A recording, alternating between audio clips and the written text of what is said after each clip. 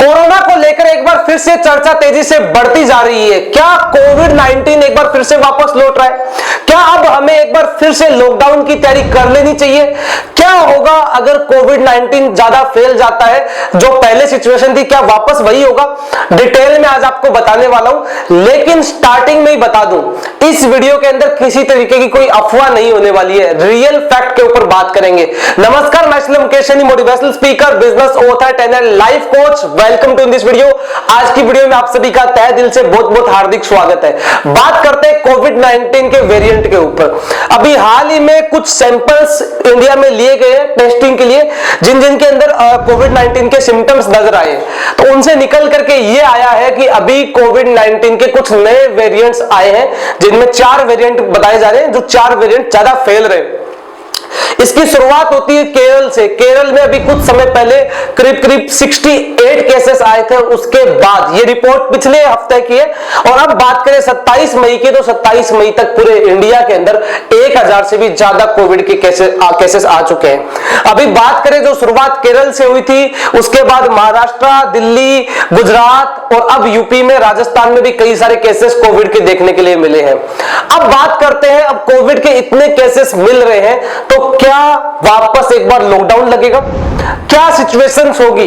तो याद कीजिए वो पल 2020 और 22 का, वो समय भुलाया नहीं जा सकता जिस समय लॉकडाउन लगा था।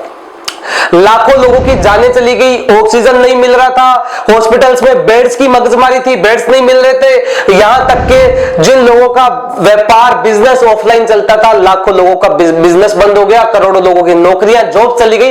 इकोनॉमिकली बहुत गहरा इंपैक्ट पड़ा था इंडिया के अंदर। लेकिन अभी हाल ही की बात करें तो वो 2022 था, 20 था, अब 2025 है।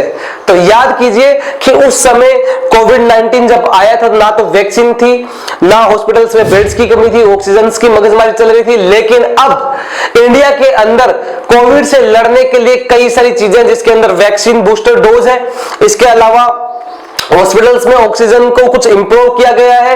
डिटेल में अगर हम बात करें तो हॉस्पिटल्स के अंदर बेड्स की जो कमी थी उसको भी थोड़ा पूरा करने की कोशिश की गई है।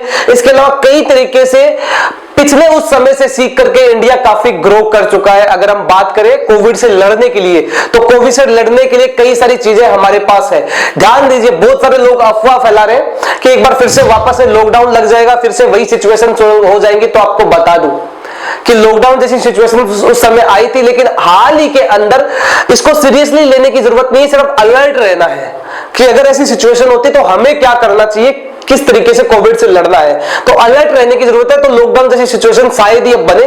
तो अब अगर आप अवेयर रहना चाहते हैं तो आप क्या करेंगे कोविड से लड़ने के लिए?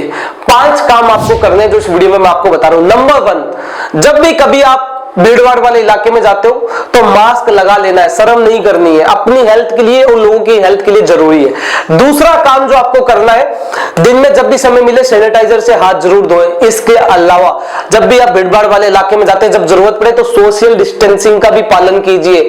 चौथा, जब भी ओल्ड एज के लोगों में सिम्टम्स दिखे या यंग एज में किसी में सिम्टम्स नजर आते हैं, स्पेशली ओल्ड एज के लोग हैं, तो तुरंत उनको वैक्सीन बूस्टर डोज लगवानी है, वैक्सीन का यूज करना है। और पांचवा सबसे इंपॉर्टेंट काम जो करना है वो है अवेयरनेस फैलानी है, अफवाह नहीं फैलानी है। जो लोग ये लॉकडाउन वाली सिचुएशंस की बात कर रहे हैं, लोगों को डरा रहे हैं कि कोविड फैल रहा है, ये हो जाएगा, जाने चली जाएंगी, तो एक्चुअल के अंदर अगर कुछ ऐसा होता है तो उस समय वैक्सीन है। अभी हॉस्पिटल्स में भी ग्रोथ की है। अभी जो सैंपल टेस्टिंग से पता चला है कि कोविड के कुछ वेरिएंट्स आए हैं, तो उसके ऊपर काम किया जा रहा है। तो अफवाह नहीं फैलानी है, अलर्ट रहना है। खुद की सेफ्टी के लिए और लोगों की सेफ्टी के लिए मास्क यूज करना है, सोशल डिस्टेंसिंग का पालन करना है और लोगों के अंदर अवेयरनेस को फैलाने का काम करना है। याद कीजिए वो पल उस समय जब बिजनेसेस के अंदर लॉसेस हुए थे, बिजनेस ठप हो गए थे, गहरा बिजनेस के ऊपर जो इंपैक्ट पड़ा था, तो उससे सीखिए।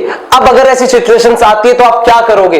ध्यान दीजिए, क्या करना है कि जब भी अगर आपका कोई ऑनलाइन व्यापार नहीं है, ऑफलाइन व्यापार है, तो उसको ऑनलाइन लेके जाओ। इसके अलावा आपका कंप्लीटली टोटली आपका ऑफलाइन व्यापार चलता है, चाहे वो कपड़े का हो या किसी तरीके का आपका बिजनेस है, उसको होम डिलीवरी प्रोवाइड करने की कोशिश कीजिए। ग्रोसरी स्टोर से उसको ऑफलाइन से ऑनलाइन लेके आइए।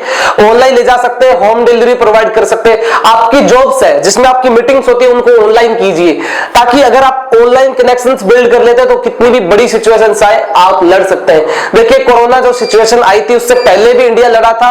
हार नहीं माननी है, डट करके सामना करना है, अवेयरनेस फैलानी है, अफवाह नहीं फैलानी है। ध्यान दीजिए, अफवाहों को रोकने के लिए क्या करना है, शेयर करना है। इस वीडियो को अगर शेयर करते हो तो उन अफवाहों को भी रोका जा सकता है जो लोग फैला रहे हैं। उन अफवाहों को रोकने के लिए जितने भी आपके व्हाट्सएप ग्रुप है उनमें ये वीडियो शेयर कीजिए ताकि लोग अफवाहों से बचे और अलर्ट रहे।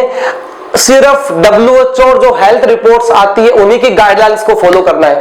आपको किसी तरीके की अफवाहों को फॉलो नहीं करना है और अफवाहें फैलानी नहीं है, ये काम आपको करना है। और जो भी आपके बिजनेसेस है उनको ऑनलाइन इंप्रूव कीजिए, ऑनलाइन बिल्ड कीजिए। आज टेक्नोलॉजी का जमाना है। याद कीजिए वो समय 2020 का, उस समय भी जो बिजनेसेस ऑनलाइन थे, जिन्होंने अपना पहले से स्ट्रांगली ऑनलाइन बिजनेस बिल्ड किया था, उनका रेवेन्यू ऑनलाइन लॉकडाउन के समय में कितना ग्रो किया था, कितना वो लोग बड़े थे।